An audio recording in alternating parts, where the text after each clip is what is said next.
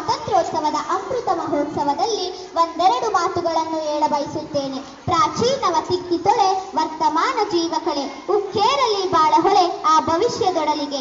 ಮೈ ಕೊಡವಿದೆ ಮೂಕ ಜನ, ಕೈ ಹಿಡೀರಿ ನಾಲ್ಕು ಜನ, ಎದ್ದೇಳಲಿ ಎಲ್ಲ ಗುಣ ಆ ಸಮೃದ್ಧ ಬಾಳಿಗೆ ಎಂಬ ಚನ್ನವೀರ ಕಣವಿಯವರ ಕವನದ ಆಶಯದಂತೆ ಭಾರತ ದೇಶವು ಇಂಗ್ಲಿಷರು, ಪೋರ್ಚುಗೀಸರು, ಫ್ರೆಂಚರು, ಡಚ್ಚರ ಚತುರೋಪಾಯಗಳ ಕಪಿಮುಷ್ಟಿಗೆ ನೇರವಾಗಿ, ವಕ್ರವಾಗಿ, ಪ್ರತ್ಯಕ್ಷವಾಗಿ, ಪರೋಕ್ಷವಾಗಿ, ಸತ್ಯವಾಗಿ, ಅಸತ್ಯವಾಗಿ, ಧಾರ್ಮಿಕವಾಗಿ, ಅಧಾರ್ಮಿಕವಾಗಿ, ಬೆಳ್ಳಗೊಮ್ಮೆ, ಕೆಂಪಗೊಮ್ಮೆ, ಹಗಲೊಮ್ಮೆ, ಇರುಳೊಮ್ಮೆ ಹೀಗೆ ನಾನಾ ತಂತ್ರ ಕುತಂತ್ರಗಳಿಂದಲೂ ನಿರಂತರ ರಾಜಕೀಯ ವಿದ್ಯೆ ಮತ್ತು ಸಮರ ನೀತಿಯ ಪ್ರಭಾವದಿಂದಲೂ ಪ್ರಯಾಸದಿಂದಲೂ ನಿರೂಪಣ ಸಾಹಸದಿಂದಲೂ ಶ್ರೇಷ್ಠಕರವಾದ ನನ್ನ ಭಾರತ ದೇಶವನ್ನು ನೂರಾರು ವರ್ಷಗಳ ಕಾಲ ಆಳಿದರು.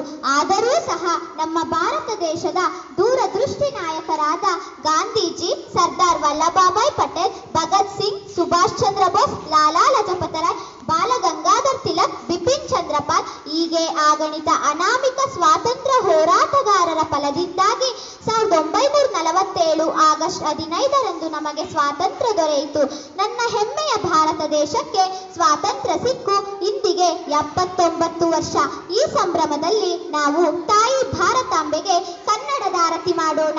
ನನ್ನ ತಾಯಿ ಭಾರತಾಂಬೆ ಸ್ವಾತಂತ್ರ್ಯ ನಂತರ ಅನೇಕ ಅಡೆತಡೆಗಳನ್ನು ಎದುರಿಸಿದರೂ ಕಾಲಾನಂತರದಲ್ಲಿ ಮೇಲೇರುತ್ತಾ ಅಭಿವೃದ್ಧಿ ಪಥದಲ್ಲಿ ಸಾಗುತ್ತಾ ಬಂದಿದೆ. ವರ್ತಮಾನದಲ್ಲಿ ಭಾರತ ಅಭಿವೃದ್ಧಿಯೊಂದಿದ ರಾಷ್ಟ್ರಗಳ ಸಾಲಿನಲ್ಲಿ ಮಿನುಗುತ್ತಿದೆ. ಕೃಷಿ, ಕೈಗಾರಿಕೆ, ತಂತ್ರಜ್ಞಾನ, ಚಂದ್ರಯಾನ, ಮಂಗಳಯಾನ, ಕಲೆ, ಸಾಹಿತ್ಯ, ರಕ್ಷಣಾ ಶಸ್ತ್ರಾಸ್ತ್ರಗಳ ತಯಾರಿಕೆ ಹೀಗೆ ಹಲವು ಕ್ಷೇತ್ರಗಳ ಅಭಿವೃದ್ಧಿಯೊಂದಿಗೆ ನನ್ನ ಭಾರತ ಅಗ್ರಸ್ಥಾನದಲ್ಲಿ ರಾರಾಜಿಸುತ್ತಿದೆ ಎಂದು ಹೇಳಲು ನನಗೆ ಅತೀವ ಸಂತೋಷವೆನಿಸುತ್ತದೆ. ಆದರೂ ಸಹ ದೇಶದಲ್ಲಿ ಕೆಲವು ಸಮಸ್ಯೆಗಳು ಉದ್ಭವವಾಗುತ್ತಿವೆ. ಅವುಗಳಲ್ಲಿ ಕೋಮುವಾದ, ಜಾತಿವಾದ, ಪ್ರಾದೇಶಿಕವಾದ ಈ ಮೂರು ವಾದಗಳಷ್ಟೇ ಅಲ್ಲದೆ ಬಲಪಂಥ, ಎಡಪಂಥ, ಮಧ್ಯಮ ಪಂಥಗಳೆಂಬ ವಾದಗಳೂ ಸಹ ಕೇಳಿಬರುತ್ತಿವೆ. ಈ ಯಾವ ಪಂಥಗಳಿಗಿಂತ ಮನುಜ ಪಂಥ ದೊಡ್ಡದು. ಮನುಜ ಮತ ವಿಶ್ವಪಥ, ಸರ್ವೋದಯ ಸಮನ್ವಯ ಪೂರ್ಣ ದೃಷ್ಟಿ ಎಂಬ ಪಂಚತಂತ್ರ ಮುಂದಿನ ದೃಷ್ಟಿಯಾಗಬೇಕಿದೆ. ಮನುಷ್ಯ ಜಾತಿ ತಾನೊಂದೇವಲಂ ಎಂಬ ಉಕ್ತಿಯಂತೆ ವೃದ್ಧಿಯಾಗಬೇಕಿದೆ. ನಾನು ಸ್ವಲ್ಪ ತಲೆಬಾಗಿದರೆ ಅವರು ಪೂರ್ಣ ತಲೆಬಾಗಿಯಾರು. ಒಂದು ವೇಳೆ ಅವರು ತಲೆಬಾಗದಿದ್ದರೂ ನಾನು ತಲೆಬಾಗಿದರೆ ತಪ್ಪಾಗದು. ಹಸಿಗಡಿಗೆಗಳು ಒಂದಕ್ಕೊಂದು ತಗುಲಿ ಹೊಡೆದು ಹೋಗುತ್ತವೆ. ಅದನ್ನ ತಪ್ಪಿಸಲು ಅವುಗಳನ್ನ ದೂರ ಇಡುವುದು ಉಪಾಯವಲ್ಲ, ಅವು ಒಡೆಯದಂತೆ ಸುಡುವುದೇ ದಾರಿ. ಹಾಗೆಯೇ ನಾವು ನಮ್ಮೆಲ್ಲರ ಹೃದಯವನ್ನು ಪಕ್ವಗೊಳಿಸೋಣ. ಆಶಾವಾದವೇ ಆತ್ಮವಿಶ್ವಾಸಕ್ಕೆ ಆಹಾರ. ಒಂದು ಕಡೆ ಆಶಾವಾದಿ ಹೇಳುತ್ತಾನೆ, ಇಷ್ಟೊಂದು ಮುಳ್ಳುಗಳ ನಡುವೆ ಎಷ್ಟೊಂದು ಸೊಗಸಾದ ಹೂವಿದೆಯಲ್ಲ ಎಂದು ಖುಷಿ ಪಡುತ್ತಾನೆ. ಆದ್ರೆ ನಿರಾಶವಾದಿಯು ಎಷ್ಟೊಂದು ಹೂವುಗಳ ನಡುವೆ ಇಷ್ಟೊಂದು ಸೊಗಸಾದ ಮುಳ್ಳುಗಳಿವೆಯಲ್ಲ ಎಂದು ಕೊರಗುತ್ತಾನೆ. ಹಾಗೆಯೇ ದೇಶದಲ್ಲಿ ಸಣ್ಣ ಪುಟ್ಟ ಸಮಸ್ಯೆಗಳು ಬರುತ್ತವೆ. ಆಗ ನಾವೆಲ್ಲರೂ ದೇಶಭಕ್ತರಾಗೋಣ, ಆಶಾವಾದಿಗಳಾಗೋಣ.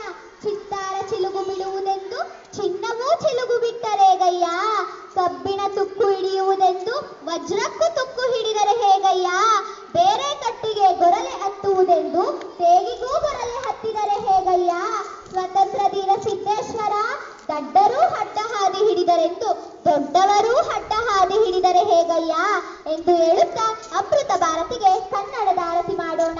ನನ್ನ ಒಂದೆರಡು ಮಾತುಗಳನ್ನು ಹೇಳಲು ಅವಕಾಶ ಮಾಡಿಕೊಟ್ಟ ಈ ವೇದಿಕೆ ಮೇಲೆ ಕುಳಿತ ಗಣ್ಯ ಮಹಾನೀಯರಿಗೆ ಧನ್ಯವಾದಗಳನ್ನು ತಿಳಿಸುತ್ತಾ ನನ್ನ ಮಾತಿಗೆ ವಿರಾಮ ನೀಡುತ್ತೇನೆ. ಜೈ ಹಿಂದ್, ಜೈ ಭಾರತ್ ಮಾತೆ.